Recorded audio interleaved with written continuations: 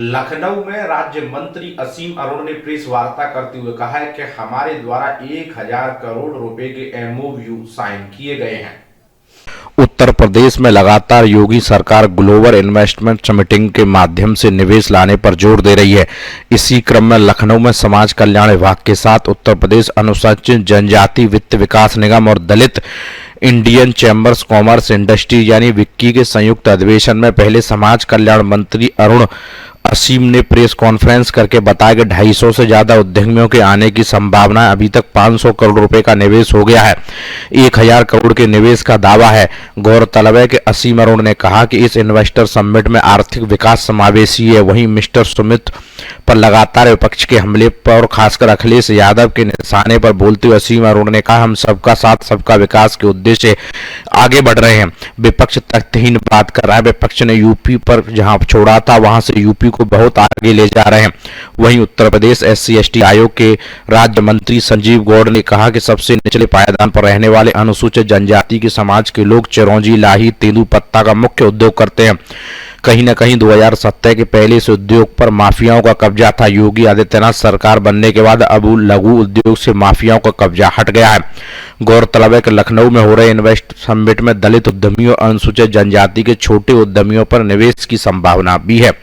इकबाल अहमद, लखनऊ समाचार 24। ऐसा आ रहा है तो बताएं, लेकिन आज का जो कार्यक्रम है वो इस हिसाब से है जैसा श्री संजीव भाई साहब ने अभी कहा। एक 5000 करोड़ का इन्वेस्टमेंट भी हमारे लिए महत्वपूर्ण है और 5000 रुपए का इन्वेस्टमेंट अगर वन उपज को इकट्ठा करके एक व्यापारी बन रहा है, वो ला करके बेच रहा है, तो ये भी हमारे लिए बहुत महत्वपूर्ण है। उससे भी कुछ परिवारों को नौकरी मिलेगी, आर्थिक विकास होगा और इससे भी कुछ परिवारों को आर्थिक लाभ होगा, उनको काम मिलेगा।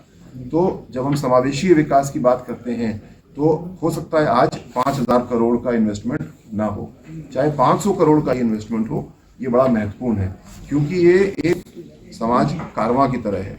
कुछ लोग बहुत आगे जा रहे हैं, कुछ लोग पीछे हैं, कुछ लोग बहुत पीछे हैं और हमारी सरकार की पूरी चेष्टा है कि कोई पीछे नहीं छूटना चाहिए, सबको आगे लेकर के हमको आना चाहिए और उसी के तहत समाज कल्याण विभाग योगी जी के निर्देशन में मोदी जी के बताए रास्ते पे काम कर रहा है और आज का ये कार्यक्रम उसी की दिशा में आगे। सरकार रोजगार के जो कमिटमेंट है वो आंकड़े हमारे सामने है, मैं आपसे शेयर करता हूँ।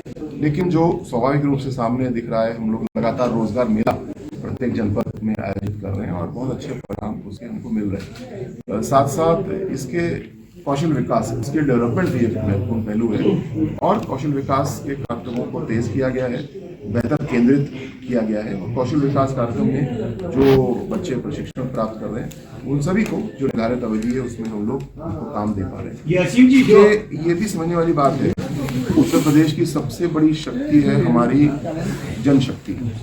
अगर हमारी जनशक्ति सुप्रशिक्षित है, स्किल कौशल उसके अंदर है, तो प्रदेश को भी मजबूत करती है, देश में मजबूती देती है और विदेश में जाके भी मजबूती देती है।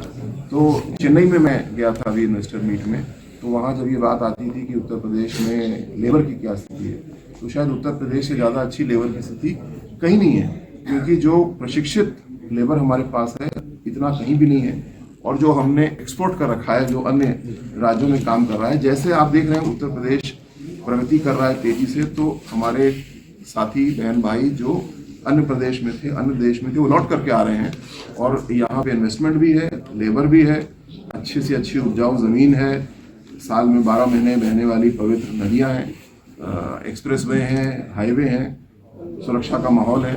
तो इससे ज़्यादा अच्छा माहौल औद्योगिक विकास के लिए, आर्थिक विकास के लिए। ये डिक्की के बारे में विस्तार से बताएंगे। अभी हो रही है उसमें मैं आपको मुझे बताते हुए बहुत खुशी है कि मुख्यमंत्री जी के निर्देश ये भी प्राप्त हुए हैं कि जो प्रदर्शनी लग रही है उसमें एक क्षेत्र होगा जहाँ पे समाज कल्याण और अन्य विभाग जैसे कि पिछड़ा वर्ग कल्याण विभाग, अन्य विभाग जो समावेशी विकास के लिए काम करते हैं उनके भी स्टॉल लगेंगे और कौन कौन सी योजनाएं हम लोग संचालित करते हैं आर्थिक विकास के दृष्टिकोण से, उसके बारे में बताएंगे। दूसरा, उसी में एक और अंश होगा जहां पे CSR में उत्तर प्रदेश में विभिन्न कंपनियों ने जो कार्य किए, विशेषकर समावेशी विकास के लिए, शिक्षा के लिए, स्वास्थ्य के लिए, उनको एक अवसर दिया जा रहा है कि वो भी वहाँ पे बताएं। पुनः जैसे मैंने कहा, सबका साथ सबका विकास हमारी कथनी करनी है, हमारा नारा भी है और उसी के हिसाब से हमारी सारी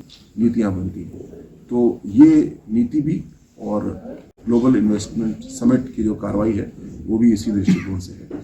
रही बात अखिलेश यादव जी की आलोचना की, तो ये सब आंकड़े सबके सामने हैं।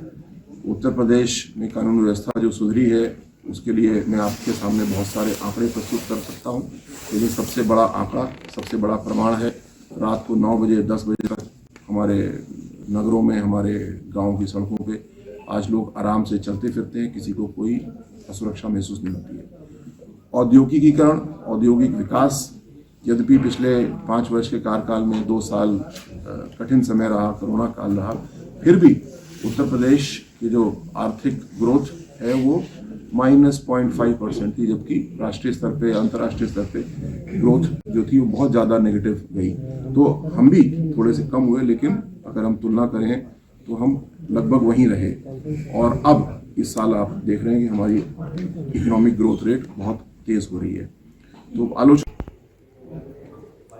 मुख्यमंत्री जी श्री योगी आदित्यनाथ जी द्वारा उत्तर प्रदेश को औद्योगिक विकास, समावेशी औद्योगिक विकास के लिए तेजी से आगे बढ़ाया जा रहा है और उसके तहत आप जानते हैं कि एक ग्लोबल इन्वेस्टर्स समिट होने वाली है फरवरी 10, 11, 12 को। उससे पहले सभी विभागों को ये निर्देश दिया गया है कि वो भी इन्वेस्टमेंट आकर्षित करने के लिए, औद्योगिकीकरण के लिए, अर्थव्यवस्था को मजबूत करने के लिए काम करें।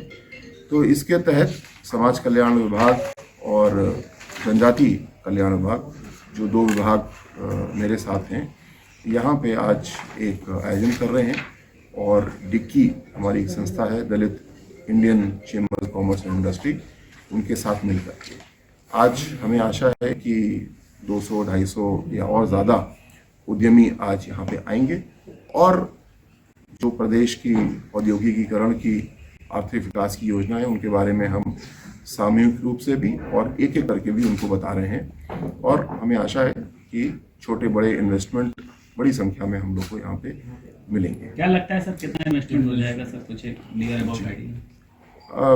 ये तो शाम तक मालूम होगा, लेकिन अभी तक तैयारी के दौर में करीब 500 करोड़ के इन्वेस्टमेंट के वादे हम लोग को मिल चुके हैं।